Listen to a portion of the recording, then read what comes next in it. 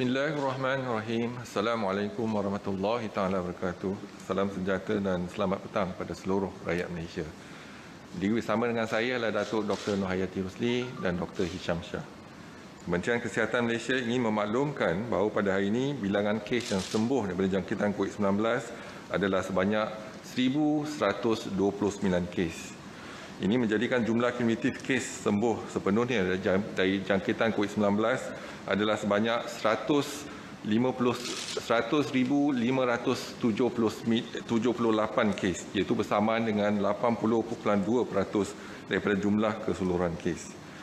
Pada hari ini, 6 Januari 2021, Malaysia telah merekodkan kes harian tertinggi iaitu sebanyak 2,593 kes. Ini menjadikan jumlah kes positif COVID-19 di Malaysia adalah sebanyak 125,438 kes.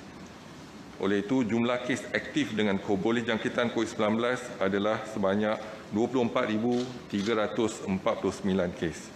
Daripada jumlah tersebut, terdapat 4 kes import yang mendapat jangkitan daripada luar negara.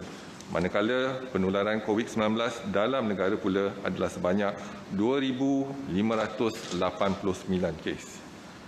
Selangor melaporkan kes harian baru tertinggi iaitu sebanyak 965 kes bersamaan dengan 37.2%. Daripada jumlah ini, sebanyak 894 kes iaitu 92.6% adalah daripada kluster-kluster dan saringan kontak rapat COVID-19 yang aktif dijalankan di lapangan. Ini diikuti oleh Johor sebanyak 571 kes iaitu 22% dan Negeri Sabah sebanyak 405 kes bersamaan dengan 15.6%. Sebanyak 81 kes iaitu 3.1% yang dilaporkan pada hari ini adalah berkaitan dengan kluster-kluster di lokap, depo tahanan imigresen dan penjara yang membabitkan kluster penjara Jalan Harapan 73 kes, kluster Pagar Siput 4 kes, kluster Tembok Gajah 3 kes dan kluster Matabai 1 kes. Perincian penuh jumlah kes mengikut negeri adalah di lampiran 1 dan 2 yang disertakan bersama dengan kenyataan media. Sehingga kini terdapat 141 kes positif COVID-19 yang sedang dirawat di unit rawatan rapi, di mana 67 kes memerlukan bantuan pernafasan. Duka cita dimaklumkan terdapat pertambahan 4 kes kematian COVID-19 pada hari ini. Ini menjadikan jumlah kumulatif kes kematian di Malaysia adalah sebanyak 513 kes, iaitu bersamaan dengan 0.41% daripada jumlah keseluruhan kes. Ringkasan kes kematian hari ini adalah seperti berikut. Kes kematian 510 iaitu kes nombor 43,178, seorang lelaki warga negara dari negeri Sabah berusia 65 tahun, mempunyai latar belakang penyakit darah tinggi, kencing manis, gout dan penyakit buah pinggang kronik. Beliau meninggal di Hospital Queen Elizabeth, Kota Kinabalu. Kes kematian 511 iaitu kes nombor 6,140, seorang perempuan warga negara berusia 60 tahun daripada wilayah Persekutuan Kuala Lumpur, mempunyai latar belakang penyakit darah tinggi. Beliau meninggal di Hospital Sungai Buloh. Kes kematian 512 iaitu kes 111,987, seorang lelaki warga negara berusia 73 tahun dari negeri Selangor, mempunyai latar belakang penyakit darah tinggi, kencing manis dan buah pinggang kronik. Jenazah beliau telah dibawa ke Hospital Selayang. Kes terakhir ialah kes kematian 513 iaitu kes nombor 113,247, seorang perempuan warga negara berusia 50 tahun dari negeri Sabah. Beliau mempunyai penyakit darah tinggi, dislipidemia dan juga obesiti. Jenazah beliau telah dibawa ke Hospital Kudat. Kementerian Kesihatan mengucapkan takziah kepada semua ahli keluarga beliau. Kementerian Kesihatan juga ingin memaklumkan terdapat 13 kluster baru yang telah dikenal pasti pada hari ini, iaitu kluster yang pertama, kluster dataran utas. Kluster tempat kerja ini melibatkan daerah Petaling di Selangor. Kes-kes bagi kluster ini telah dilaporkan positif bermula pada 6 Januari 2021 melalui saringan bersasar di sebuah syarikat. Sehingga 6 Januari 2021, sejumlah 196 individu terlapor disaring, di mana 66 kes didapati positif COVID-19. Kluster yang kedua ialah kluster Kasar Permai. Kluster tempat kerja ini melibatkan daerah Petaling di Selangor. Kes-kes baik kluster ini telah dilaporkan positif bermula pada 31 Disember 2020 melalui saringan bersasar di sebuah pasar raya. Sehingga 6 Januari, sejumlah 650 individu telah disaring, di mana 109 individu telah dikesan positif. Kluster yang ketiga ialah kluster Medan Jasa. Kluster ini melibatkan daerah Petaling di Selangor, daerah Kuala Kangsar di Perak dan daerah Lembah Pantai di wilayah Persekutuan Kuala Lumpur. Kes indeks by kluster ini iaitu kes ke 107,659 merupakan kes severe acute respiratory infection telah dilaporkan positif COVID-19 pada 29 Disember 2020. Sehingga 6 Januari, sejumlah 142 individu telah disaring, di mana 64 kes dikesan positif. Kluster yang keempat ialah kluster Tasik Utama. Kluster ini melibatkan daerah Seremban di Negeri Sembilan dan daerah Ulu Langat di Selangor. Kes indeks by kluster ini iaitu kes ke 123,974 telah dilaporkan positif pada 6 Januari 2021 hasil saringan individu bergejala. Sehingga 6 Januari 2021, sejumlah 511 individu telah disaring, di mana 49 kes dikesan positif. Kluster yang kelima ialah kluster Frema. Kluster tempat kerja ini melibatkan daerah Johor Bahru di Johor. Kes-kes bagi kluster ini telah dilaporkan positif COVID-19 bermula pada 6 Januari 2021 melalui saringan bersasar di sebuah kilang. Sehingga 6 Januari, sejumlah 85 individu telah disaring, di mana 45 kes positif telah dikesan. Kluster yang keenam ialah kluster persiaran teknologi. Kluster tempat kerja ini melibatkan daerah Kulai di Johor. Kes-kes kluster ini telah dilaporkan positif bermula pada 6 Januari 2021 melalui saringan bersasar di sebuah kilang. Sehingga 6 Januari, sejumlah 32 individu telah disaring, di mana 25 kes dikesan positif pada kluster ini. Kluster yang ketujuh ialah kluster Bersepadu. Kluster tempat kerja ini melibatkan daerah Kota Tinggi di Johor dan kes indeks bagi kluster ini iaitu kes ke 114,631 telah dilaporkan positif pada 1 Januari 2021 hasil saringan bersasar di tempat kerja.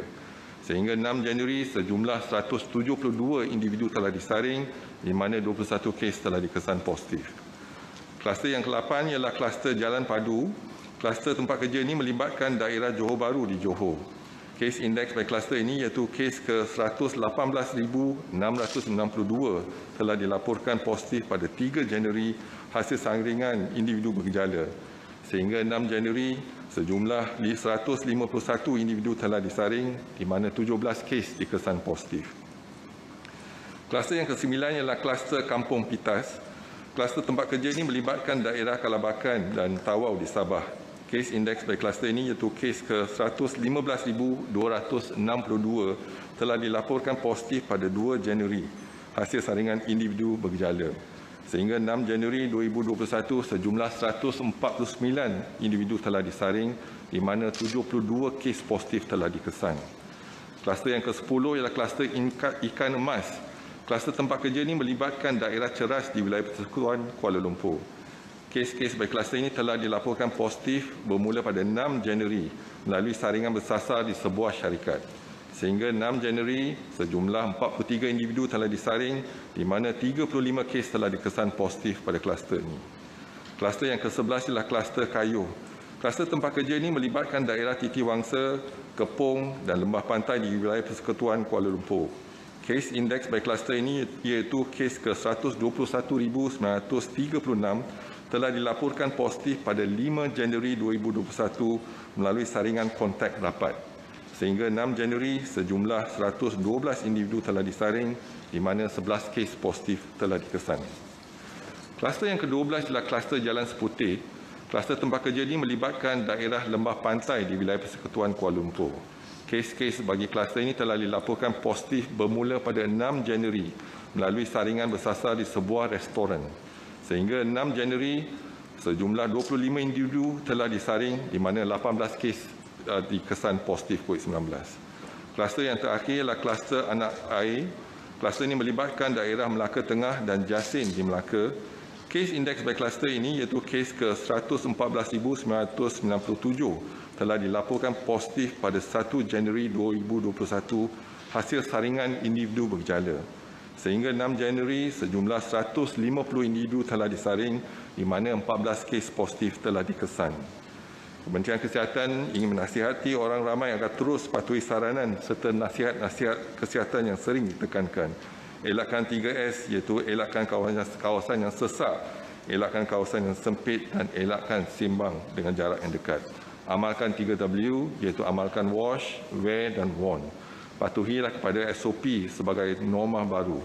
Kementerian akan terus memantau perkembangan kejadian jangkitan dalam negara dan juga luar negara melalui maklumat yang diperolehi daripada WHO. Orang awam akan sentiasa dimaklumkan sebarang perkembangan terkini dan kementerian akan memastikan langkah pencegahan dan kawalan dilaksanakan secara berterusan. Seterusnya, kalau kita lihat perhatian kita kepada kes harian COVID-19 dan unjuran kes bermula daripada 12 September hingga 15 Januari 2021. Setakat 5 Januari 2021, kadar keboleh jangkitan RT adalah 1.07 dengan kes yang dilaporkan semalam 2,027 kes.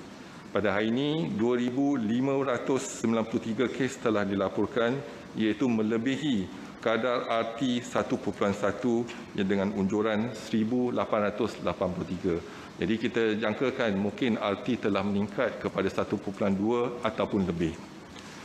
Seterusnya dimaklumkan laporan penggembara dan penguasautin tetap dikesan positif COVID-19 yang pulang dari luar negara dari 3 April hingga 6 Januari 2021 adalah sejumlah 1,552 kes.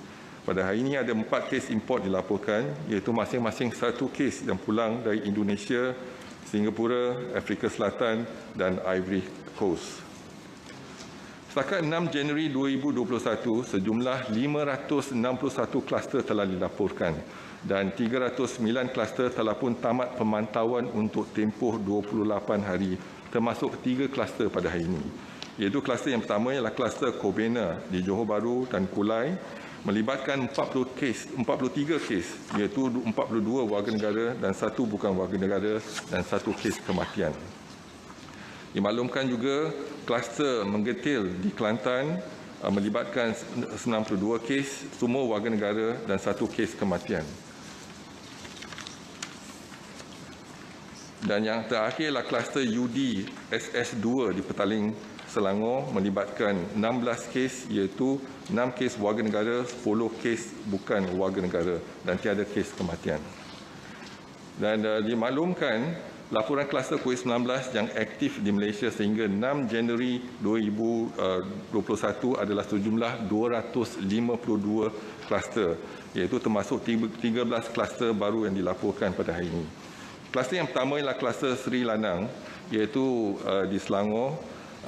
Jumlah kes baru ialah 504 dan jumlah kes ialah 677 dan jumlah kes yang disaring setakat ini ialah 1,515. Kluster kedua ialah kluster Bukit Pasir di Johor dan Kedah. Jumlah kes baru ialah 283 dan jumlah kes keseluruhan yang 600 dan jumlah yang disaring 804.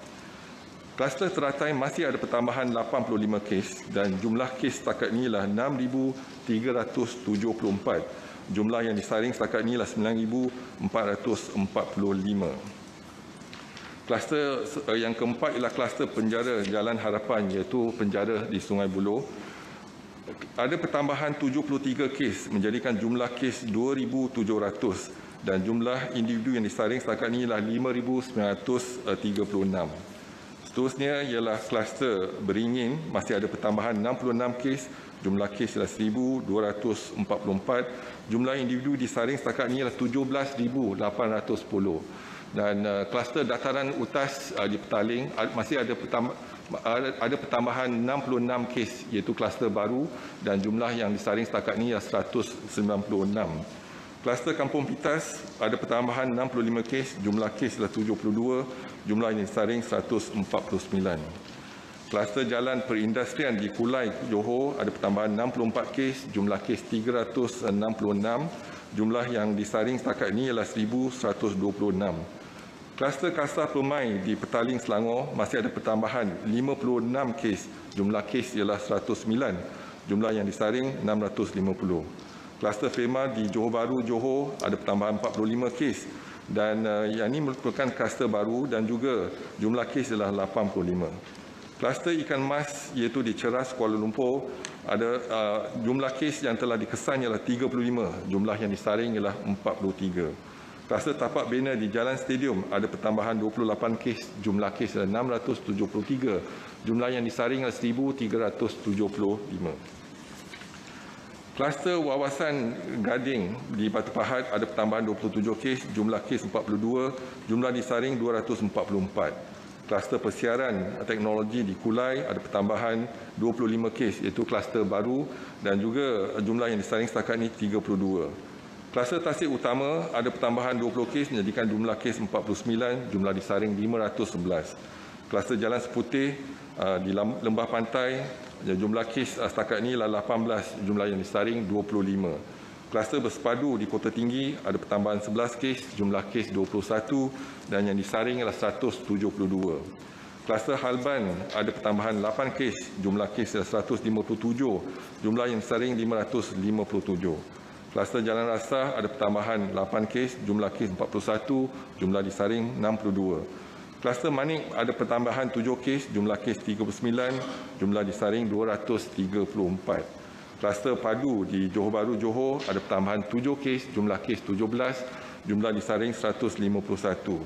Kluster Kayuh ada pertambahan 6 kes, jumlah kes 11, jumlah yang disaring 112. Pertambahan kes harian untuk kluster-kluster aktif yang lain boleh dirujuk kepada kenyataan media pada hari ini.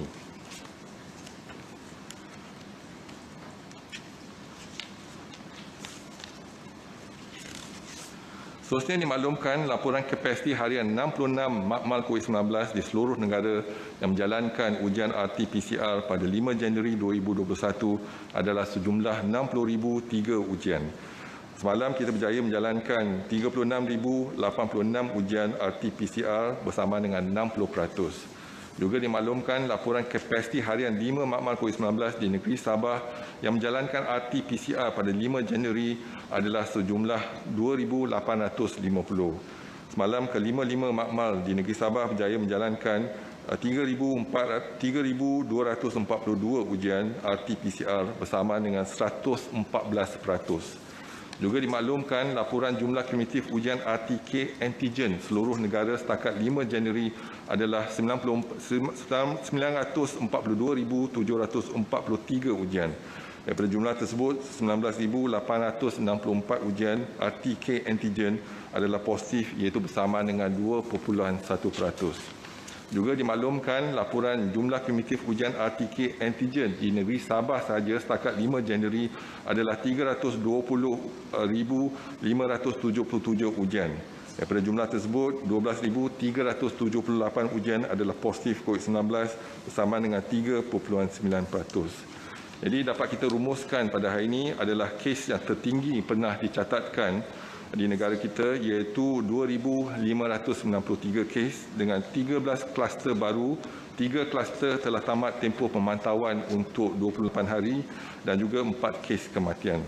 Dan saya buka kepada sebarang soalan dan pertanyaan di persilakan. Assalamualaikum Tan Sri. Soalan saya, dengan jumlah kes yang kian meningkat dan kapasiti hospital PKRC berkekurangan, jadi apakah pandangan KKM mengenai keperluan melaksanakan semula PKP? Dan sebelum ini Tan Sri pun ada menyatakan bahawa KKM ada mencadangkan PKP tetapi perlu mengimbangi keperluan sektor ekonomi. Jadi apakah PKP ini akan dicadangkan semula kepada MKN? Terima kasih. Terima kasih. Jadi kita lihat sekarang ini setiap hari kes makin meningkat dan daripada 31 Disember 2020 kes yang paling tinggilah 2,525 kes. Dan jadi kita lihat dah 4 digit dah setakat ini. Dan sekarang ini kes-kes kalau kita lihat sekarang ini yang seperti dipaparkan, jadi kes makin meningkat. Jadi kebimbangan kita ialah pertambahan kes.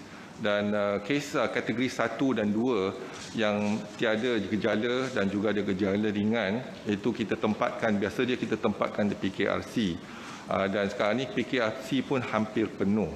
Dan juga ada kelewatan daripada kita untuk menghantar pesakit, mengambil pesakit dari rumah ke PKRC. Jadi sekarang ni kita melihat kepada kemungkinan untuk memastikan kes-kes yang tiada gejala boleh sama ada ditempatkan di rumah masing-masing, yang itu satu, ataupun kita telah berbincang tadi iaitu di mesyuarat MKN sama ada kita boleh kerjasama dengan NADMA dan juga MKN untuk menempatkan kes-kes yang positif gejala tanpa gejala dan gejala ringan di pusat-pusat kuarantin. Jadi kuarantin untuk kes yang negatif yang pulang luar negara, dan kita akan pertimbangkan untuk menempatkan kes-kes yang positif untuk warga negara dan juga mereka yang berkemampuan untuk membayar tempat penginapan di hotel-hotel yang dikuarantinkan.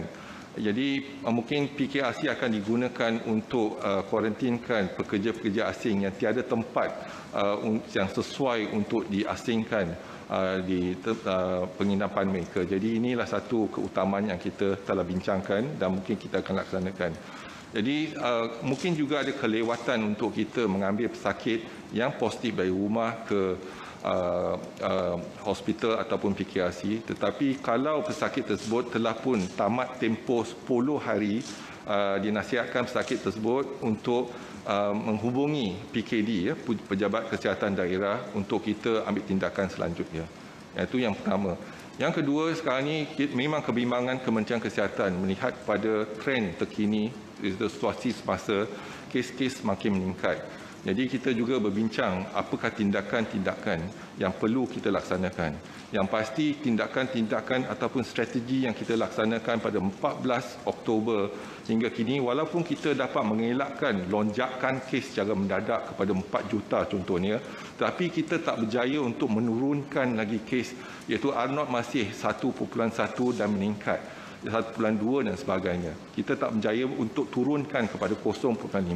Jadi kita perlu mengkaji semula strategi kita yang kita laksanakan daripada 14 Oktober hingga kini, dan juga tindakan kita untuk memberi kelonggaran pada 7 Disember, dan kita lihat sekarang ini ada pertambahan kes. Walaupun kita menyeru pada rakyat Malaysia untuk patuh kedua SOP, tapi kita lihat ada pertambahan kes sehingga hari ini. Dan kita jangkakan kes mungkin akan bertambah lagi dalam seminggu dua, iaitu selepas tahun baru 2021, mungkin jangkitan akan semakin meningkat. Jadi kita perlu mengambil langkah-langkah yang seterusnya, sama ada untuk mengkaji strategi-strategi baru dan berbincang dengan MKN sebelum kita boleh laksanakan. Selamat petang ya Tan Sri. Mengenai situasi banjir di Pantai Timur yang semakin buruk, saya ada 2 soalan. Adakah KKM menerima laporan berhubung mangsa banjir di PPS dikesan positif? Dan soalan kedua mengenai PUI yang sedang menjalani kuarantin di rumah di negeri yang terjejas tetapi turut menjadi mangsa banjir. Adakah KKM mengenal pasti mana-mana individu yang terlibat dan tindakan seterusnya dalam mengasingkan mereka dari mangsa banjir yang lain sebagai langkah berjaga-jaga? Terima kasih. Terima kasih pada soalan tersebut. Jadi sehingga 5 Januari, kita dapati 5 negeri telah dilanda banjir, iaitu Selangor, Perak, Terengganu, Pahang dan Johor. Dengan jumlah keseluruhan mangsa yang terjejas ialah 23,631 orang. Dan telah ditempatkan di 297 pusat pemindahan. Jadi jumlah mangsa dan pusat pemindahan meningkat berbanding dengan hari sebelumnya. Jadi setakat ini tiada kes yang melibatkan PUS dan tiada wabak penyakit COVID-19 dikesan. Walau bagaimanapun, kita dah kesan ada 3 kes kematian dilaporkan di negeri Johor akibat lemas semasa banjir. Tapi kita juga ada garis panduan yang telah dikeluarkan, iaitu garis panduan pencegahan dan pengurusan COVID-19 dan di pusat pemindahan sementara mangsa banjir, dan juga garis panduan pengurusan banjir semasa COVID-19. Jadi kita harap setiap pengurusan di peringkat daerah dan juga mukim dapat mematuhi garis panduan yang telah kita ketengahkan. dan patuh kepada dan mereka yang terkesan ketika banjir ini, mereka disarankan untuk patuh kepada SOP, iaitu amalkan penjarakan, juga pemakaian penutup muka dan kerap mencuci tangan dan sebagainya. Jadi inilah yang dapat kita kawal setakat ini, dan tak ada kluster yang baru berkaitan dengan banjir dan COVID, dan juga tiada kes-kes PUS ataupun PUI yang terkesan setakat ini.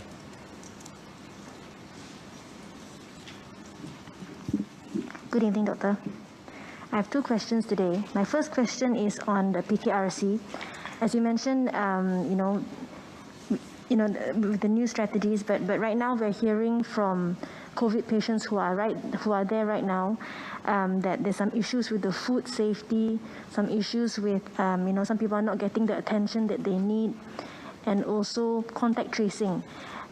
We have heard from patients who never got the contact tracing call even after they were discharged, or they only got it when they were discharged.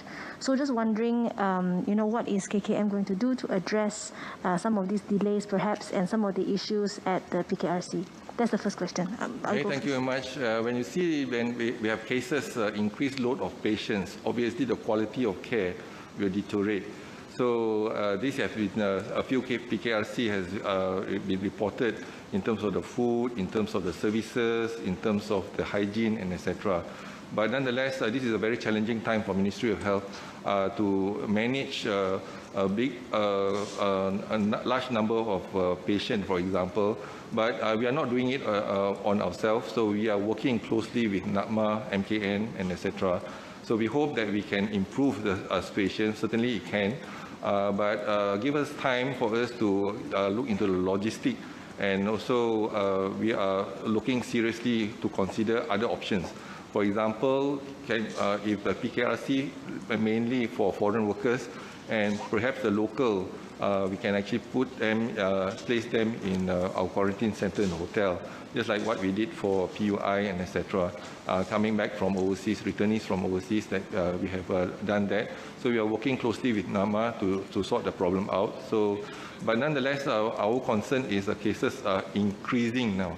So when the cases increase, so this is the challenge that we have in terms of the health system being pressured at the moment. In the hospital, in our clinic, and etc. in ICU. So you can see today ICU beds has patients the number of patients is increasing in the ICU beds as well as ventilated patients. So what we need to do is, yes, we need to enhance further to open up more wards and ICU beds, but we also need to look into our logistics in terms of human resource to manage the patient. But more importantly is to control. We need a circuit breaker to control, to bring down the cases from 2,000 maybe down to 200 before we can actually manage the whole situation better. So we are looking to different strategy now. Discussion is ongoing, and we need MKN to make a decision and then to take actions as soon as possible so that we can manage the situation much better. Thank you. Second question, Doctor. You mentioned that we need a new strategy, a different strategy. Right now we see in almost every state, I think yesterday Perlis also, interstate travel is causing new cases and new clusters in new states. In this new strategy, would does KKM advise, no more interstate travel or no more interdistrict travel, or even a bringing back the MCO? Is that also part of the consideration? Thank you. Now we have learned the experience we have gained for the last 1 year. So now one size doesn't fit all.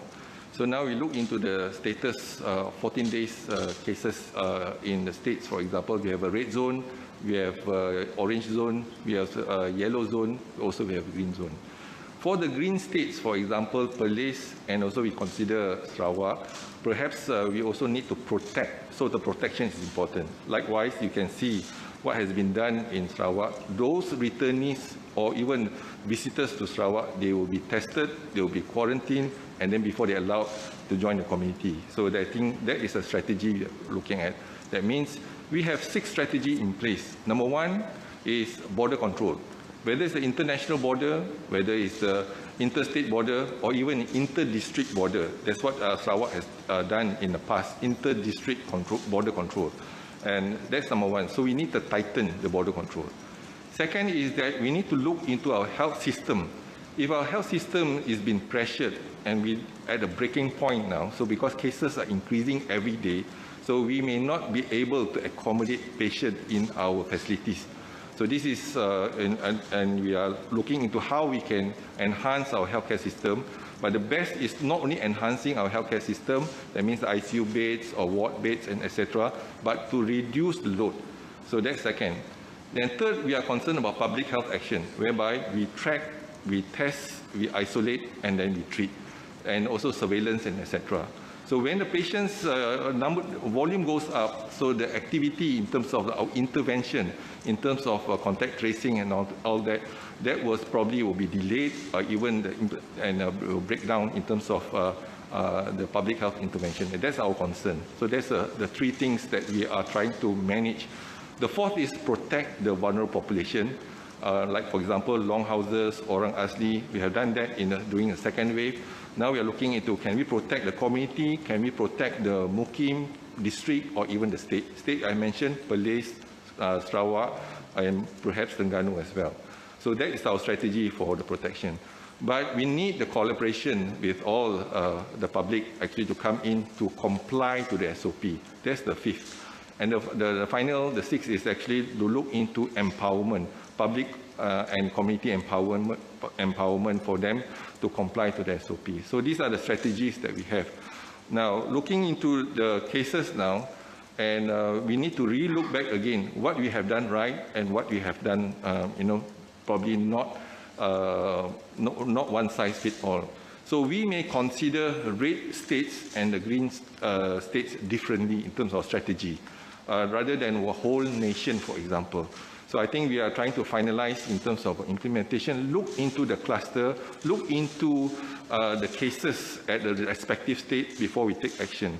So it's more targeted approach rather than the whole nation, like what we did for in MCO on the 18th of March last year.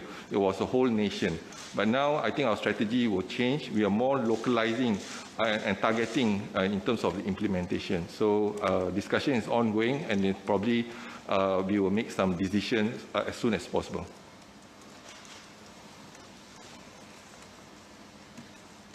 Tan Sri, there's a question. Kemarin Menteri Kanan Pertahanan Datuk Sri Ismail Sabri Yaakob berkata bahawa KKM sedang melakukan penilaian risiko berhubung pergerakan rentas negeri dan daerah. Bolehkah KKM komen tentang isu penilaian risiko tersebut? Dan apakah cadangan akan diberikan kepada kerajaan dan bilakah akan membentangkan cadangan itu kepada MKN? Terima kasih. Jadi data-data kita terima setiap hari dan kita telah pun melihat kepada situasi semasa dan perkembangan unjuran kes yang kita dapati hari ini dan untuk tempoh sebulan dan 2 bulan dan sebagainya. Jadi kalau kita lihat kepada mereka yang merentas negeri, jadi sekarang ni setakat ni kita dapati dah ada 5 kluster yang akibat daripada merentas negeri, iaitu 3 di Negeri Pahang, iaitu kluster Intan, kluster Semambu dan kluster Tembok Mempaga. Di Negeri Kelantan 1 kluster, itu kluster Seragam Cepa, dan Negeri Perak 1 kluster ialah Ehsan Ibul. Jadi ada 5 kluster yang berkaitan dengan mereka yang merentas negeri. Dan bagi gelombang ketiga juga, sehingga 4 Januari 2021, terdapat 9 kluster yang telah dikesan akibat pada aktiviti sosial, iaitu kluster Gerbang Pongsu di Perak, kluster Lintas Raya di Sabah, iaitu berkaitan dengan hari Christmas, dan juga kluster Sungai Rendan di Johor, kluster Maringgan di Sabah, kluster Kasia Diamond di Pulau Pinang dan Selangor, kluster Paginatan di Sabah, kluster Sungai Burung di Selangor, Negeri Sembilan, kluster Kupi-Kupi di Sabah, kluster Bandar Impian, Johor, Kelantan dan Perak. Ini adalah kluster-kluster berkaitan dengan perhimpunan, iaitu bila ada berlaku perhimpunan, maka akan berlaku jangkitan COVID-19. Jadi kalau mereka tidak patuh pada SOP semasa perhimpunan tersebut, iaitu penjarakan, pemakaian mask dan mencuci tangan dan sebagainya. Ini berlaku kluster. Jadi sekarang ini kita melihat kepada bagaimana kita boleh melindungi kluster-kluster negeri-negeri yang hijau contohnya. Jadi modal yang kita ada ialah menggunakan itu negeri Sarawak, mempertingkatkan lagi kawalan sempadan iaitu jalan-jalan tikus dan sebagainya. Mereka yang datang ke negeri Sarawak pasti akan diuji dan juga dikuarantinkan untuk tempoh masa 10 hari sebelum mereka dibenarkan bergaul atau bercampur dengan komuniti. Dan juga mereka terpaksa melakukan sebab kebimbangan ialah jangkitan berlaku di pendalaman. Jadi mungkin isu dari segi kesihatan dan juga perubatan yang kita nak sampaikan mungkin akan jadi sukar untuk merawat kes-kes yang di pendalaman. Dan juga kita lihat bagaimana kita nak melindungi. Contohnya negeri Terengganu, mereka telah jalankan iaitu mensarankan mereka yang kembali daripada zon merah ke negeri Terengganu, mereka boleh datang ke klinik untuk mendapatkan ujian COVID-19 secara percuma. Dan saya difahamkan mereka menjalankan lebih daripada 4,000 ujian semasa musim cuti dan dikesan 27 kes positif dan diasingkan. Inilah tindakan-tindakan secara sukarela.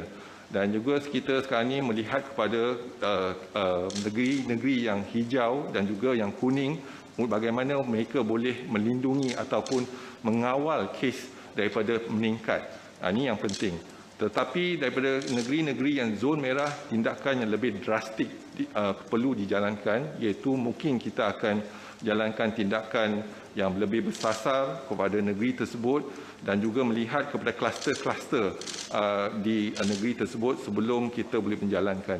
Dan juga kita akan memperketatkan lagi kawalan sepadan iaitu menghalang mereka yang merentas negeri dan juga daerah kalau kita lihat kepada trend-trend yang terkini.